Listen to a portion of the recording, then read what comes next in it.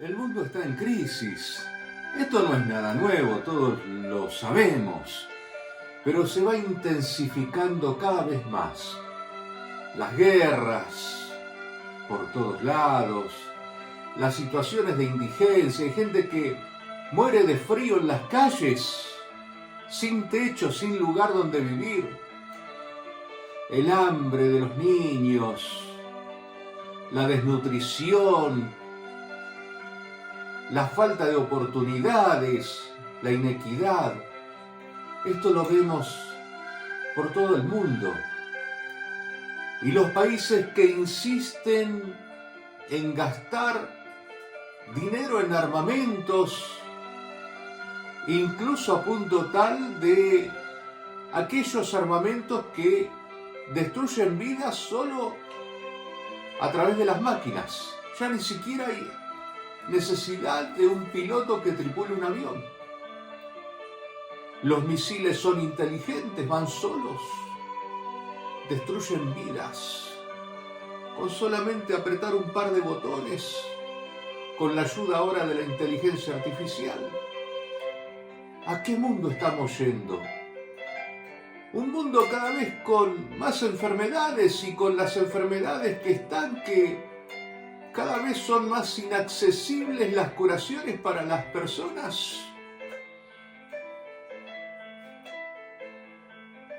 Este es el mundo en crisis. Pero la crisis no es económica. Es decir, no es que falten recursos. De hecho, si vemos los capitales que hay distribuidos por el mundo, inactivos ahí en los bancos, ahora también en criptomonedas, miles de millones de dólares. Tampoco es tecnológico porque hay mecanismos, se han descubierto un montón de soluciones para hacer la vida más saludable, pero no llega a todos, solo a algunos pocos.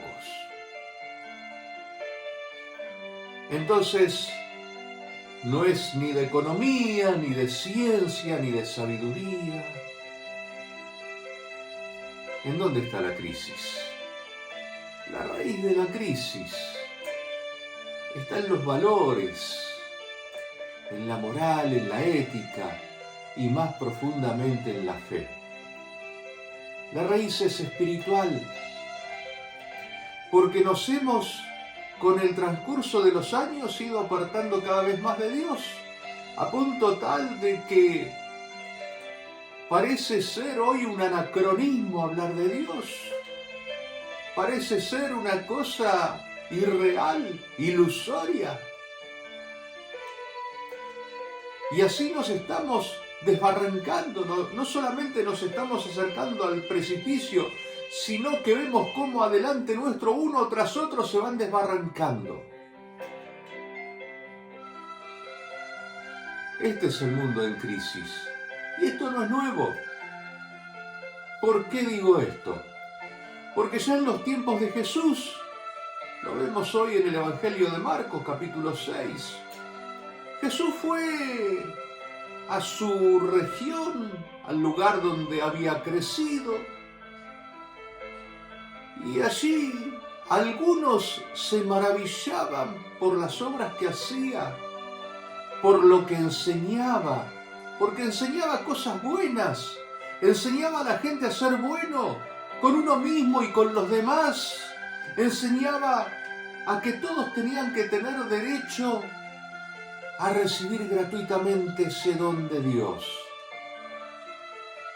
Y si había algún problema, ahí estaba para curar, para solucionar, para hacer ese milagro. O sea que a Dios no le falta voluntad. No le faltaba en aquel momento, no le falta ahora. Pero claro, Jesús llega a aquellos que supuestamente lo conocían desde chico. Y claro, si bien algunos se maravillaban, otros se sorprendían, decían, ¿pero de dónde les sale esta sabiduría? Pero no es que lo decían como queriendo saber realmente, sino que lo decían despectivamente. ¿Y de dónde va a salirle sabiduría si es el hijo de un carpintero? Si conocemos a sus parientes que viven entre nosotros. Preferían seguir sufriendo las calamidades de su tiempo a recibir la bendición de Dios, a cambiar sus vidas, a encaminarse de acuerdo a lo que Dios nos ha enseñado. Y por eso Jesús no pudo obrar más que unos pocos milagros en aquellos que sí verdaderamente tenían fe y los sanó, pero a la mayoría no. Hoy pasa eso, la mayoría del mundo no tiene fe. Esa es la raíz de la crisis del mundo. Le hace falta volver a mirar a Jesús, volver a mirar a Dios, sus enseñanzas, tener la humildad de decir y reconocer a ese Dios creador que nos enseñó un camino y nos enseñó cómo teníamos que ser, cómo conducirnos en este mundo. Y te aseguro que no es como ahora se están conduciendo las naciones, ni los gobiernos de los países, ni los gobiernos de las provincias. No. Le falta seguir la palabra de Dios. Así como en la antigüedad los profetas eran enviados al mismo pueblo de Dios que pensaba que estaba haciendo las cosas bien y le decían, no hermano, estás haciendo las cosas mal, Dios no dice esto, Dios no quiere esas injusticias, Dios no quiere esos sufrimientos, la voluntad de Dios es otra. Pongamos en las manos de Dios humildemente cada uno, con nuestra oración, con lo poco que tengamos a nuestro alcance, que es mucho. Créelo que es mucho.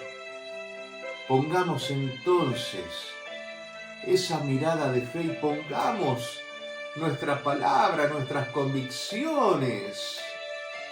Y digamos, cuando tengamos que opinar sobre algo, digamos, no, pero Dios no quiere las cosas así.